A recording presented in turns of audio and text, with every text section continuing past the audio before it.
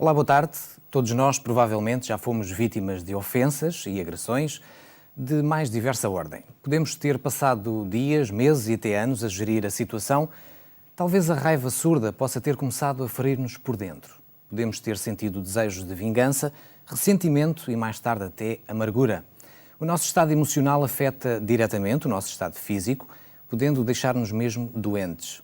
A verdade é que precisamos perdoar para voltar a reerguer-nos. E para falar sobre este tema vamos falar sobre tratando as dores que ficam durante o perdoarmos, os pastores Danilo e Avani Gugeral, responsáveis pelo trabalho Celebrando Restauração da Igreja ICMAV, e também Andréa Magalhães, membro desta equipa do Celebrando Restauração. Olá, boa tarde, bem-vindos. Boa tarde, e poderíamos começar por aqui, também por falar um bocadinho sobre o que é o Celebrando Restauração. Parece-me um título bonito, feliz. Sim, é verdade. Muitas pessoas, quando nos procuram, chegaram a um ponto das suas vidas, Levi, em que elas sentem que bateram no fundo. Raramente as pessoas pedem ajuda quando ainda têm alguma esperança de conseguirem sozinhas resolver a sua situação. E então elas nos procuram porque têm a consciência que nós temos várias ofertas, várias valências, não só na zona da grande, portanto, para Lisboa, mas também em várias cidades do nosso país.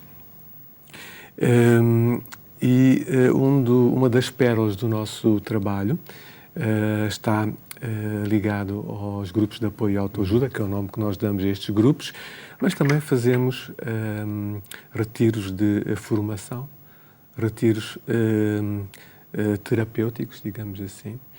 E temos também momentos de lazer, de convívio, achamos muito importante, porque muitas destas pessoas que nos procuram, elas perderam a família, perderam o amor, a sua autoestima. Há várias perdas, não é? No processo de vida da pessoa. E cada vez mais. Depois da crise, com todo o nível de stress acrescido que ela trouxe, muitas pessoas se perderam umas das outras. Perderam esperança. Perderam esperança, sentido, propósito de vida. Perderam pessoas, perderam filhos, perderam cônjuges, perderam pais. Portanto, tensões e níveis de stress altíssimos que eles não tinham antes. Então, estes convívios que nós também organizamos são muito importantes, porque acontecem de uma maneira sã e sozinhas elas não iriam conseguir. Claro. Chegaram a um ponto em que não conseguem sozinhos. Já existe há quanto tempo este trabalho? O Celebrando Restauração existe há 11 anos. Estamos a fazer 11 anos. Deixa-me dizer que é um trabalho que também existe em vários países e em várias igrejas, com várias sensibilidades. Foi, digamos, um modelo adotado para Portugal? Sim, adotado e integrado no nosso contexto cultural e na maneira de sermos como lusos. Claro, muito bem. Avani, vamos falar um bocadinho sobre perdão, que é o tema que nos traz aqui hoje. O que é o perdão concretamente? O que é perdoar? Sim, eu, Levi, começaria por dizer o que não é perdoar. Não é perdoar a ideia de esquecer. Ou seja, eu não posso acreditar que eu vou esquecer as dores, os erros, as ofensas que foram feitas contra mim. Isto não é perdoar. Seria impossível eu acreditar nisto, né? Só se eu tivesse realmente uma amnésia. Né? Mas as pessoas têm muito esse hábito. Sim, as pessoas acreditam que... Vou esquecer. Pensam que podem esquecer, mas depois elas se surpreendem e até ficam frustradas porque elas não esquecem. Se calhar eu gostaria de esquecer imensas coisas que passaram pela minha vida, mas não consigo, né? E, por exemplo, porque nós temos memória. Pois temos memória, exatamente. E é por isso que elas estão lá, né?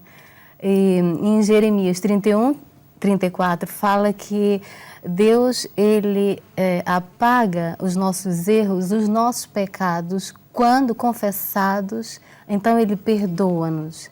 E essa questão do esquecer, ou seja, Deus esquece, significa dizer que Ele está agindo de maneira a não nos acusar mais. Ou seja, Ele esquece no sentido de não vou te acusar, não vou agir contra ti. Então, falando agora positivamente, o perdão é uma decisão é uma decisão consciente que eu preciso ter para comigo próprio e para com, por exemplo, a pessoa que me magoou. Decidir não atingir aquela pessoa com aquele erro, com aquela maldade, com aquele mal. Não voltar a ir buscar uma coisa não do passado, voltar a ir uma buscar atitude. nada do passado, exatamente.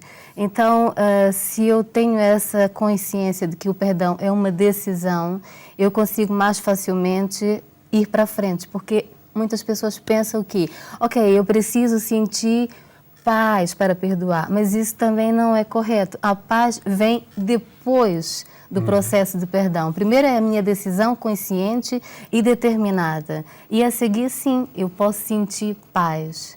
Então, essas questões que eu estou a pôr com relação ao perdão são questões que, para mim, fazem todo sentido. Quando eu falo a nível de decisão, eu digo que é uma decisão diária, constante e, por muitas vezes, pode ser uma decisão que pode demorar imenso tempo. Porque nós, no dia-a-dia, se calhar, somos confrontados constantemente com esta necessidade de perdoar. Exato. É isso? Exatamente. Somos confrontados com pessoas que nos magoam, com palavras, com atitudes. Exatamente. E é exatamente aí, quando sou confrontada com esse tipo de situações, eu tenho que decidir, determinar, não ficar presa àquela situação. Porque, na verdade, eu quero ser feliz. Na verdade, todos queremos. Todos queremos. Na verdade, nós precisamos de saúde física, emocional e espiritual. Então, se eu ficar presa ali, guardando aquela tal raiva de estimação, eu não vou conseguir desbloquear, eu não vou conseguir desfrutar do verdadeiro sentido do perdão. E algo que, para mim, é fundamental acerca do verdadeiro sentido do perdão é, por exemplo, eu não estar presa às consequências do erro daquela pessoa contra mim ou contra a minha família. Para mim, aí é a grande questão. Porque acontece situações complicadíssimas na vida, onde nós temos que perdoar, mas há uma consequência do erro daquela pessoa em que eu tenho que lidar diariamente. Por isso que eu disse que é um processo lento, contínuo, e às vezes bastante doloroso, porque eu não posso apagar aquilo. Aquilo foi feito, aquilo existe, há uma consequência e eu tenho que caminhar para frente. Então, por isso que é mesmo essa ideia de uma decisão contínua e diária. Portanto, uma decisão. Não há um sentimento, Danilo, eu não sinto perdoar, Não. eu não sinto vontade de perdoar. Tem que ser sempre uma atitude, não é? Sim, sim. Sim. Não há aqui esta questão do sentimento. A menos que exista entre essas duas pessoas uma relação afetiva e de respeito muito forte. Entre pais e filhos, por exemplo, né? Tu és pai, tu sabes isso. Mas normalmente não há, principalmente se o abuso, se o tipo de violência é constante, é regular.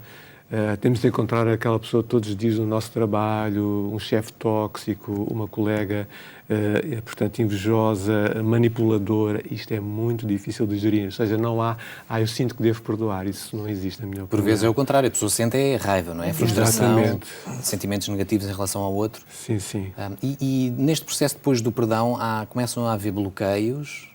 Como é que isto funciona na prática? Sim.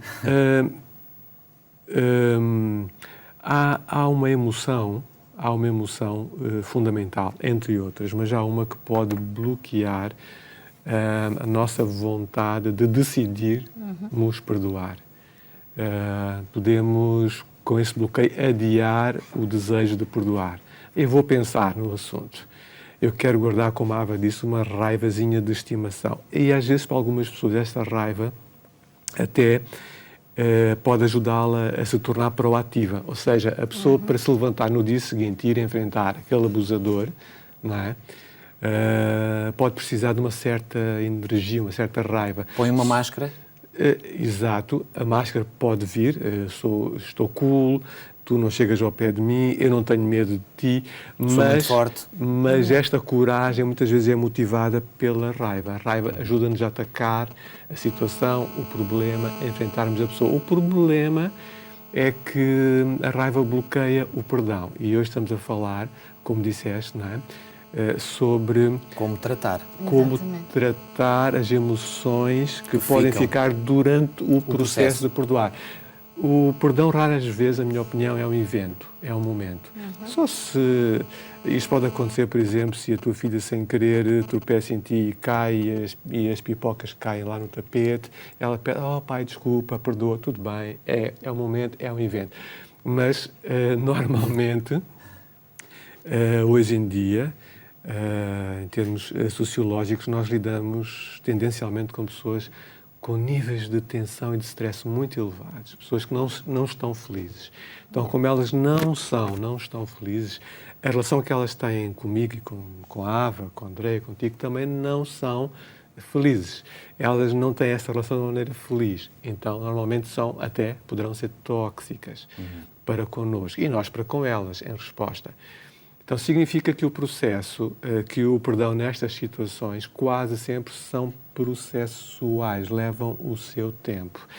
E, como disseste há pouco, podemos ficar bloqueados no meio, sim. E a emoção principal que nos pode bloquear é a raiva. Teremos de resolver primeiro a raiva e resolver muitas vezes com ajuda, porque sozinhos podemos não conseguir, porque muitas vezes a raiva é uma emoção inconsciente.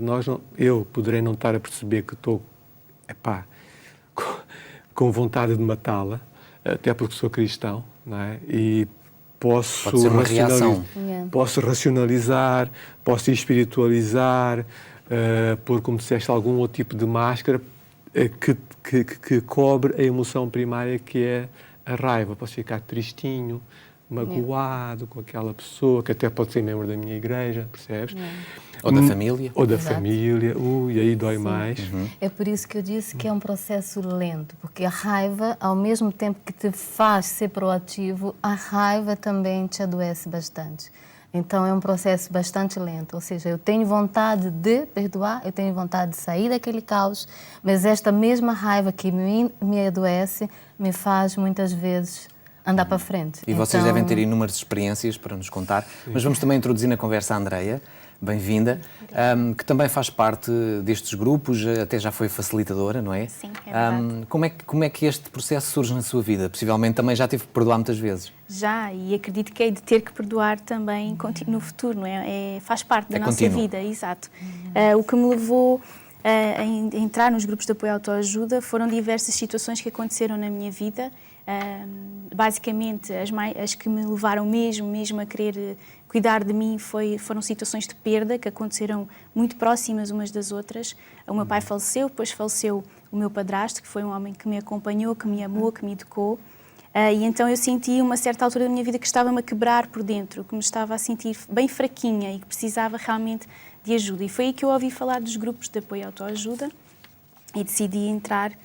E foi uma decisão muito sábia e muito correta que tomei, porque trouxe muitas mudanças à minha vida, mudanças boas, positivas, e foi nos grupos que eu encontrei pessoas semelhantes a mim, não é? Partilhamos todos a mesma dor, independentemente das situações diferentes. E quando entrei nos grupos, o meu foco era tratar a perda, mas depois decidi que tinha que perdoar primeiro para poder tratar a perda.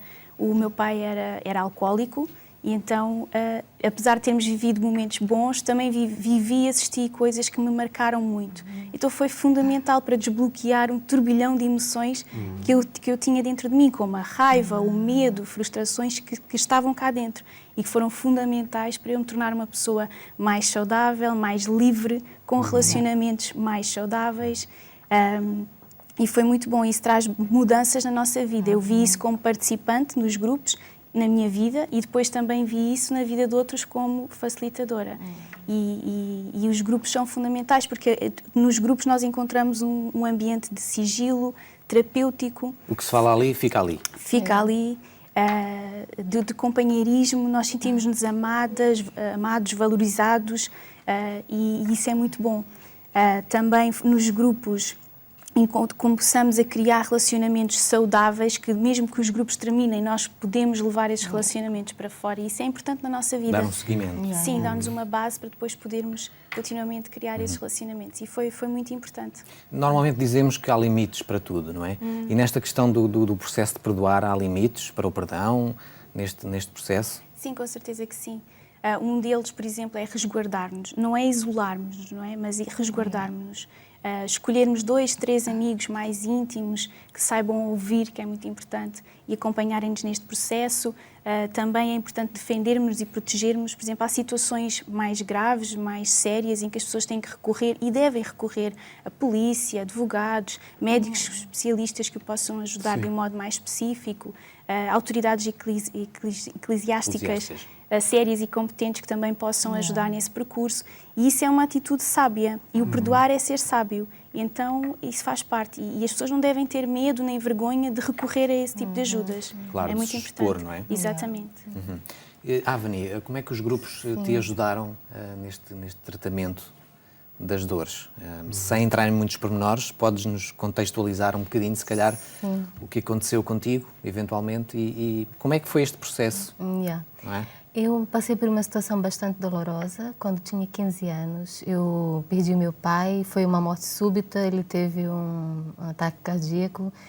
E isto foi bastante complicado, principalmente porque eu decidi ser forte. Ou seja, eu não fiz o luto do meu pai, eu não chorei a morte do meu pai e acreditava que eu ia conseguir. Camuflaste, digamos, estes Camuflei, sentimentos. fiz-me de forte, pus aquela máscara, né, de vamos para frente. Que é bom também. Sim, que é bom também, mas eu sabia naquele processo que eu estava mesmo a usar uma máscara para fugir daquela dor que me massacrava, que me punha mesmo para baixo. E tive imensa pena por não ter feito o luto como deveria ter feito, porque isso me levou a ter comportamentos doentios, comportamentos pouco saudáveis. Eu, por exemplo, passei a consumir drogas, eu passei a ter relacionamentos com pessoas dependentes da droga e eu estive numa situação bastante caótica, mas tudo porque eu estava a fugir de uma situação que, pronto, eu podia ter tratado muito mais cedo, né? Então, pronto, eu quando não tinha mais forças, quando eu pensava que ainda tenho um bocadinho de energia para sozinha conseguir dar a volta, quando eu cheguei à conclusão de que já não havia mais hipótese, eu clamei a Deus. E foi exatamente isso, eu pedi, Deus, socorre-me, tira-me dessa situação porque eu não aguento mais. E Deus foi gracioso comigo e eu pude reconciliar-me com Deus, voltar a ter relacionamento com amigos. Mas o interessante é que mesmo nesse processo de reconciliação, de restauração, com atitudes já corretas e um coração honesto diante de Deus, eu sentia uma dor avassaladora. Alguma coisa que eu não conseguia perceber, porque uma eu dizia, dor silenciosa.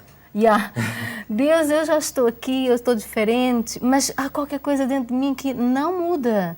Era uma angústia profunda.